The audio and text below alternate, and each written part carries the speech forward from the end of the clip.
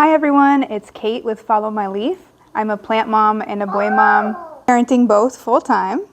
And I'm getting ready for a whole house plant tour, and I just noticed a few plants that I've started to consider weeds. This is for a few reasons, and I don't want anyone to be offended. These are all lovely plants. I just, for a few different reasons, consider them now to be fast-growing, invasive, less than desirable plants for me. So don't take it personally if one of your plants is on this list. This is just my observations lately for a few plants that, we'll see if you agree with me, could be considered weeds in at least some parts of the world. So let's get started. The first plant, not the child plant, that I want to talk about is this Tenanthe luberciana, or the Never Never plant. Oh, I got this as a 10-inch pot about a year ago, and it has just exploded. It's got some nice variegation, and it's one of the easier calatheas, if it can be considered a calathea, that I've encountered, but it is just a beast. Okay, my whole plant shelf fell on it, this one, before Thanksgiving, and it like bent a stem, and now it's fine. It's back to being a beast. I did plant it in this giant container, which obviously has something to do with it thriving. But I think I might get rid of it. That's gonna be a whole issue in itself, just like trying to divide it up into like sellable plants. And I don't hate it, it's just humongous and it's taking up so much room and valuable light space. And I'd like to put a more attractive plant in that big fancy planter. Probably this ficus collection that I have going. So I don't know, I mean it fills out the space, which is great if that's what you're looking for, but just be aware if you buy a small version of this plant, it might explode. Okay, we need to get you out of here. Let's go. The second plant I want to talk about is actually outdoors. I had this plant indoors for a time, and I hated it because it was really thirsty all the time and I had it hanging, so I neglected it all the time and it was crispy and I think it got spider mites. So anyway, I don't do this plant anymore. And another reason I don't is this. Ivies, by definition, are parasitic, right? For the most part. This is an English ivy that is on my maple tree outside. We've cut the roots back down here several times, but obviously it has aerial roots that attach to the tree, so it's not so dependent on the terrestrial roots anyway. So I really need to take care of this plant before it destroys our maple tree. Yeah. As the vines grow into the canopy, they can choke out the branches and the foliage up there. And also, squirrels love this tree, and it hinders them getting up it and down it. So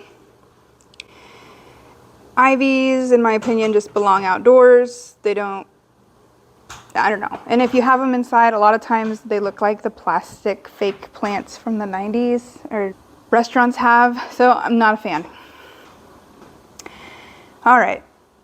The third plant is a plant lots of beginners have, including me. The specimen I have came from Aldi a year and a half ago, $2.99, I think. And I'll just show you. Tradescantia Zabrina.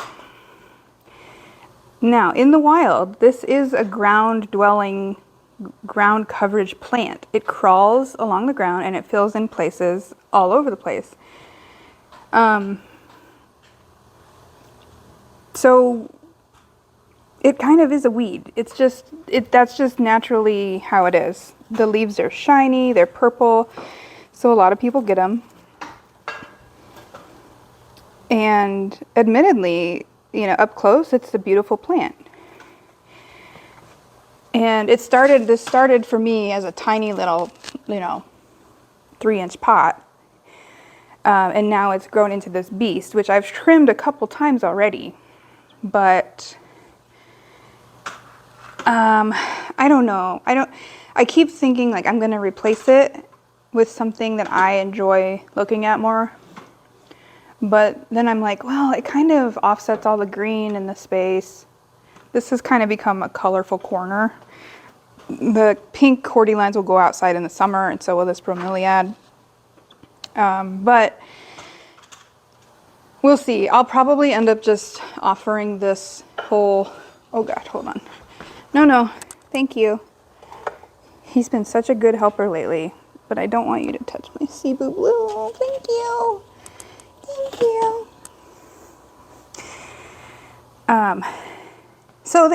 That's number 3.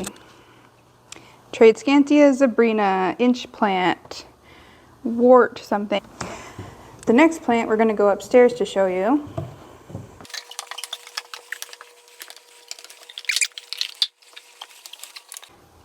The fourth plant I have in mind also happens to be an Aldi find. I got it at the same time as the Zabrina downstairs. And it's the classic golden pothos. This was a tiny 3-inch plant a year and a half or 2 years ago for $3. And obviously it's exploded. It was downstairs where the Zabrina is now. In that window, and now it's in my bedroom because I don't have any plants up here, and I thought, I could use something up here. This is probably the most weedy plant I consider in the collection for a number of reasons. Number one,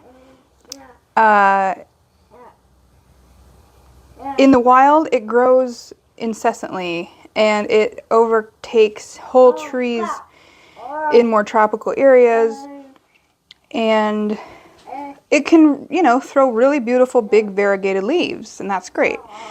But it can also just become like ground cover or choke out other native plants that do more beneficial things for the area. Bless you. And the other reason is that people have it in their homes and like they'll trail it up the walls and along the ceilings because it has these long vines. And I just personally, that's not for me. I just find that like, I don't like the look of it.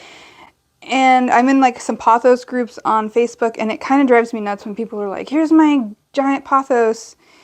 And, I'm sorry if that's you. I really am. I'm sorry. But I just don't find them that attractive. Yet here I am showing you mine, but it's for a different purpose. So I keep thinking like, am I going to sell it? But then it kind of grows on me because it's, it's pretty hefty and durable, and it lets you know when it's thirsty. I mean, it's fine. It's a good plant overall, and you can understand why it's so popular. I just am kind of sick of seeing them online, I guess. And maybe I'm a jerk. I'm sorry. Sorry. Some people will be like, oh, mine is completely infested with mealybugs and I keep trying to treat it. And I'm like, girl, throw it out. Get a new one. They're not, it's not worth it. Like, shh, sorry, I'm sorry. Maybe it's worth it to you. To me, I'm like, this is, you know, a $4, $5 plant. Go get a new one. Like, it's not worth the hassle, right? Not for me. So anyway, moving on. Okay, this next plant is the last one, and it's the one that might upset more people. I don't know. I love this plant. I just now see it in a little bit of a different viewpoint than I did before. Monstera deliciosa. This is a really beautiful plant, okay? Don't get me wrong. I love it and I enjoy seeing it grow. It grows really fast and it takes up a lot of space. And the main reason that it's on the list is how it grows in the wild. And I haven't seen that in person, just in the botanic gardens that I visited recently. So seeing it like climb up a huge wall and crawl along the ground and take up all of the light in the area compared to other plants is a reason it made the weed list. Also that they've become a dime a dozen, and what people don't realize is they'll buy a huge plant at the store and bring it home and it's got, 5, 6 plants in that one pot that are just going to explode. So this is like 2 plants of 10 that I separated out that had grown in just a year from a tiny, plant with no fenestrations that just exploded, which is great. It's, it's a fun plant. It's a statement plant. You got to have it. I love the fenestrations. I love the new growth. It's winter and it's a little, it hasn't done a lot since I repotted it, but that's okay. This is a new leaf too. It's a great plant, and I've got a new albo that I adore. I don't really consider this a weed. If it wants to climb all over and multiply, be fruitful, please go nuts. I think it's absolutely gorgeous. But the all green version, yeah, all I'm saying is it's a fast grower. It's going to multiply. People might not be experienced with what to do with it once it does. So just be aware. And if you live in some place like Florida or someplace tropical, you already know the deal with Monsteras. They're not a big deal. So I hope nobody's offended by these observations. They're just my opinion. They're just thoughts I've had. So if you agree, let me know. If you think I'm a jerk, that's fine too. Let me know. I hope you like and subscribe to this video, and I hope you stick around for my houseplant tour coming up. I need to do it for my own inventory of what I have, what I'm getting rid of, and what things look like next year. So thanks so much for watching, and we'll see you next time. Happy planting!